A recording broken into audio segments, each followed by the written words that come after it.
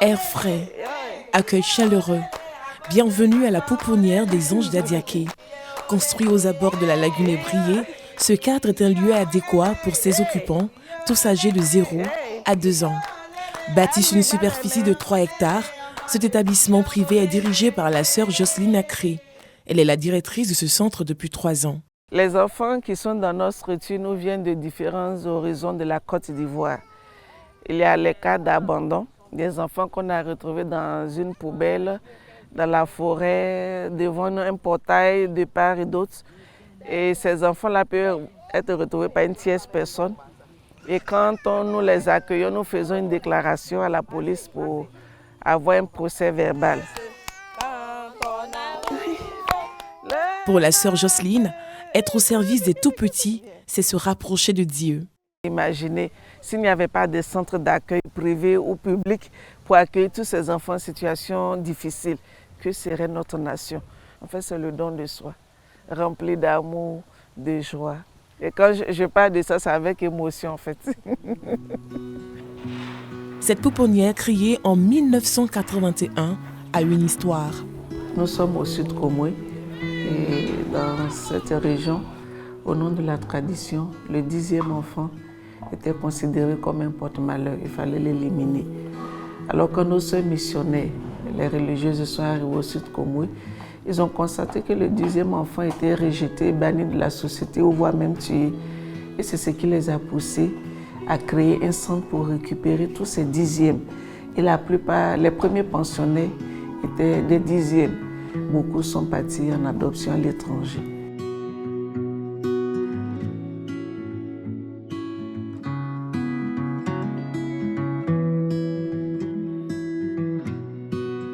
Cependant, au fil des ans et du fait des campagnes de sensibilisation à l'acceptation de toute vie, la pouponnière reçoit de moins en moins de 10e enfants rejetés, ce qui conduit les sœurs des pauvres à s'ouvrir à d'autres réalités.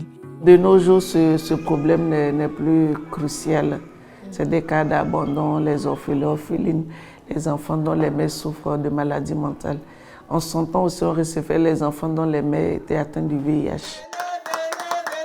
La sœur Jocelyne est aidée dans sa tâche par 25 employés qui s'occupent d'une 50aine de tout-petits.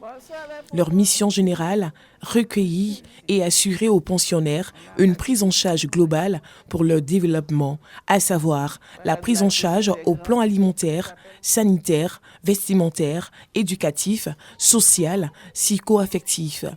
Ces enfants, n'étant ni avec leurs parents biologiques, ni avec leurs familles respectives, il revient à la structure de s'assurer des différents besoins vitaux auxquels ils ont droit. Ici, c'est la lingerie des enfants. Vous voyez, les mamans sont en train de plier les habits. Il y a 51 enfants et c'est une rotation. Il y a ceux-là qui fonctionnent pour les habits blancs et il y a de ceux-là qui fonctionnent pour les habits de couleur. Donc on alterne pour que la durée de vie quand même tienne. Ce suivi se poursuit jusque dans les toilettes et les chambres. Ici, c'est la douche toilette. C'est le vestiaire où il y a tous les habits et on les met ici pour les changer. Le lit sur lequel on change les couches, on les habille. Ce tableau ici permet de prendre la température des enfants avant midi et après midi pour voir l'évolution. Par exemple, nous avons Oumou. À 6 heures, il avait 37 degrés. À 16 heures, 37 degrés. Donc, chaque jour, nous prenons la température. Au cas où ils ont la fièvre, il y a une sœur infirmière qui est sur place pour administrer les soins. C'est une structure de remplacement. Ça ne peut pas donner l'affection comme les parents biologiques. Alors, on fait l'effort de les mettre dans les conditions d'hygiène pour qu'ils ne contractent pas des maladies qu'on ne pourra pas maîtriser. Dans le couloir, non loin des chambres, des voix attirent notre attention. Cette salle est consacrée aux nourrissons. Ici, c'est la salle polyvalente. Quand ils finissent de manger, ils viennent à peine de manger. Après, ils restent pour jouer. Il y a toutes sortes de jouets selon leur goût. Ils touchent, ils roulent, ils se promènent. Nous comptons au total 30 nourrissons. Et la sœur Jocelyne connaît tous les prénoms. Ce groupe que vous voyez ici, quand ils vont bien marcher, ils vont descendre, ils seront en bas. Et ceux qui sont là viennent et les nouveaux arrivent. Alors ici, nous avons bébé Abraham, Emmanuel, oui. Emmanuel Bonheur, Jocelyne, Jean-Emmanuel, Miracle, Rachid. Pour les cas d'abandon, c'est nous-mêmes qui donnons les prénoms, seulement le prénom, pas de nom. On fait un extrait blanc.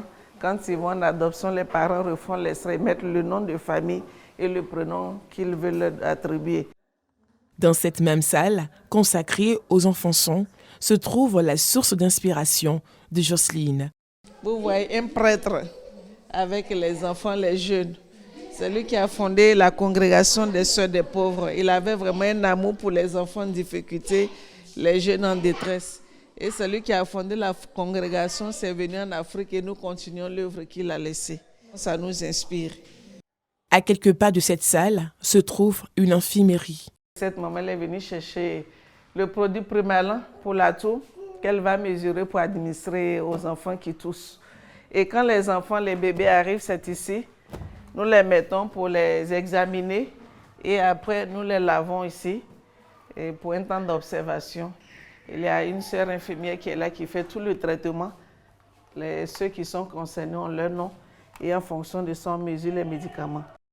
À côté des soins de santé, les aliments de base des pensionnaires sont produits sur place.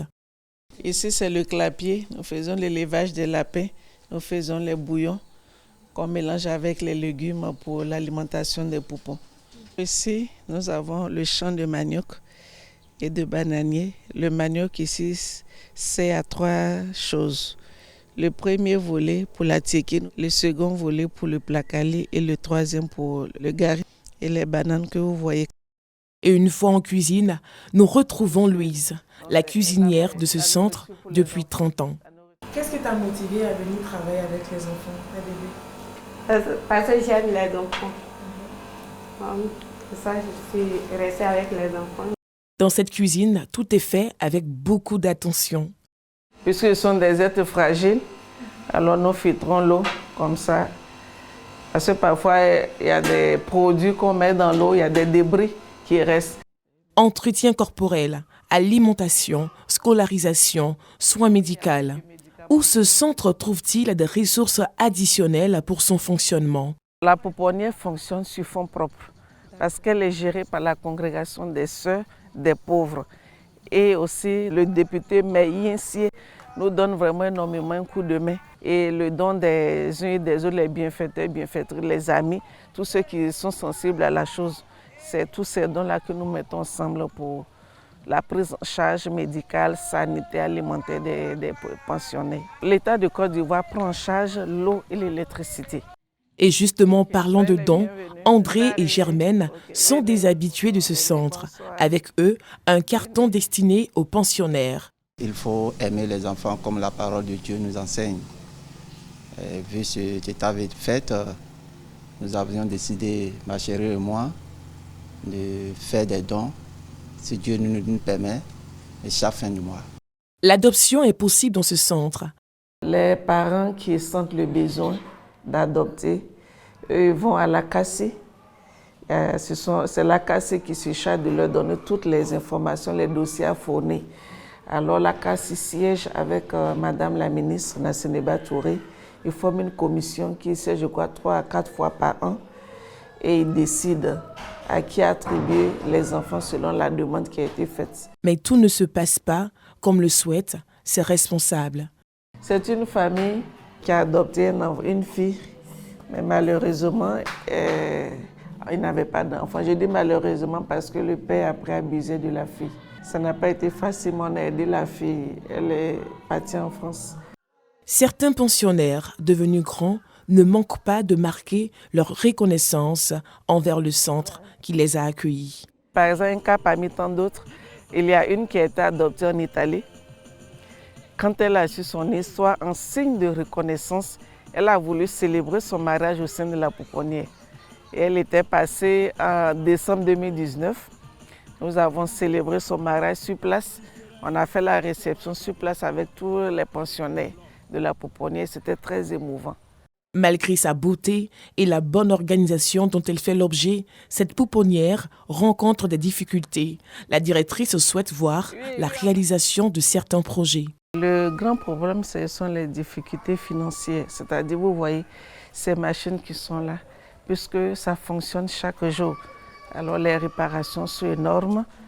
Et le volet sanitaire, quand ils sont malades, et à tout moment, il faudrait qu'on ait quelque chose à main pour pouvoir faire face à l'entretien.